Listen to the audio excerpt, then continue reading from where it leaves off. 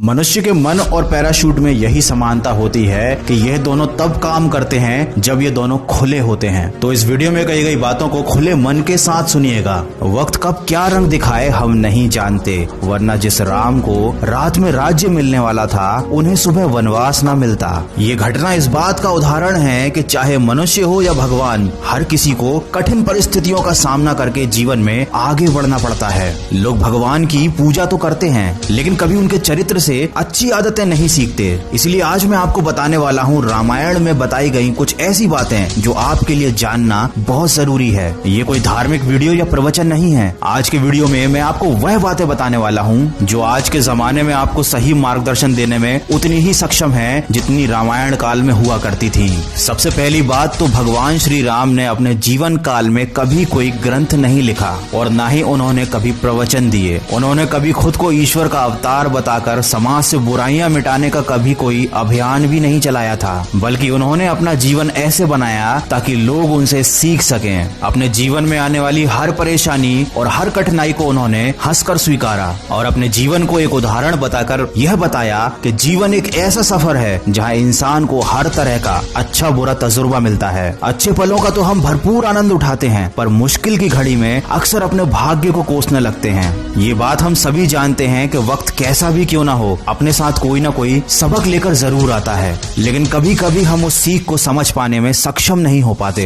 हम हमेशा अपने जीवन काल के उस समय में खोए रहते हैं, उससे उभर नहीं पाते जिसने हमें दुख दिया हो। हर इंसान अपने जीवन में आए अच्छे और बुरे वक्त को हमेशा याद रखता है, लेकिन इसका मतलब ये बिल्कुल नहीं है कि आप अपने बुरे वक्त को लेकर बैठे रहें, बल्कि आपका तो फर्ज यह बनता है कि आप अपने जीवन की मुश्किल घड़ियों से सीख लें और जिंदगी में आगे बढ़ें। रामायण से बात साफ साफ अंकित होती है कि दुख से बड़ा शत्रु कोई नहीं है। ये दुख व्यक्ति का साहस खत्म कर देता है, वह व्यक्ति की सीख को खत्म कर देता है और सब कुछ नष्ट कर देता है। कहने का तात्पर्य केवल इतना है कि हमेशा अपने आज में जीने का प्रयास करें, क्योंकि जो बीत गया वो कभी लौट कर नहीं आ सकता। लेकिन अगर आप उसके दुख में जीते रहेंगे तो जिंदगी में कभी कुछ हासिल नहीं कर पाएंगे। रामायण के अनुसार किसी भी मनुष्य में उसके उद्देश्य की प्राप्ति करने के लिए निम्नलिखित गुणों का होना अति आवश्यक है। सबसे पहले उदास व दुखी न होना, दूसरा अपने कर्तव्य पालन की क्षमता रखना और तीसरा कठिनाइयों का बलपूर्वक सामना करना। रामायण के अनुसार हमेशा प्रसन्न रहना कुछ ऐसा है जिसे प्राप्त करना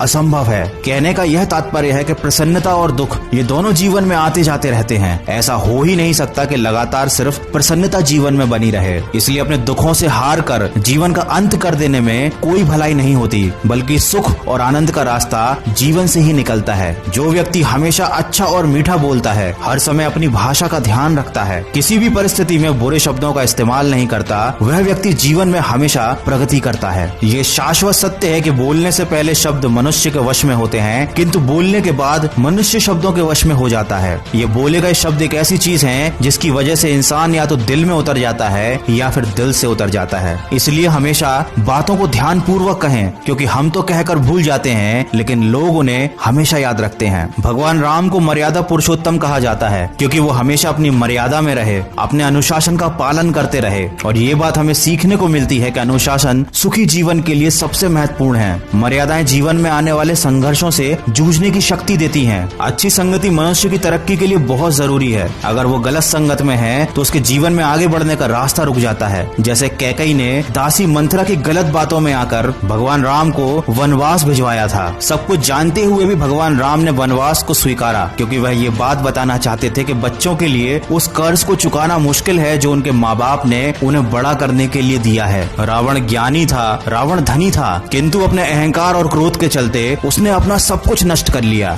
इससे यह बात सिद्ध होती है कि आप चाहे कितने ही ज्ञानी और कितने ही ज्यादा धनी क्यों ना हो, अगर आपके अंदर क्रोध और अहंकार जैसे अवगुण हैं तो वो एक ना एक दिन आपका सर्वनाश अवश्य कर देंगे। इसी के साथ रामायण से हमें यह भी पता चलता है कि चरित्रहीन व्यक्ति की मित्रता उस पानी की बूंद की भांति होती है जो कमल पत्ती के फूल पर होते हुए भी उससे चिपक नहीं पाती। इस तरह के मित्र एक न एक दिन आपको धोखा देकर आपका साथ छोड़ देंगे। दोस्तों, रामायण की कहानी देखने या सुनने से ज्यादा महत्वपूर्ण है कि आप उसमें कही गई अच्छी बातों को अपने जीवन में उतारें। और आज का ये वीडियो बनाने का उद्देश्य भी मेरा यही था कि मैं कम समय में कम शब्दों में आपको रामायण में कही गई कुछ अच्छी बातें बता सकूं। अगर मेरा ये प्रयास आपको पसंद आया है तो इस वीडियो को ज्यादा से ज्यादा शेयर कीजिए और सभी लोगों तक पहुंचाइए।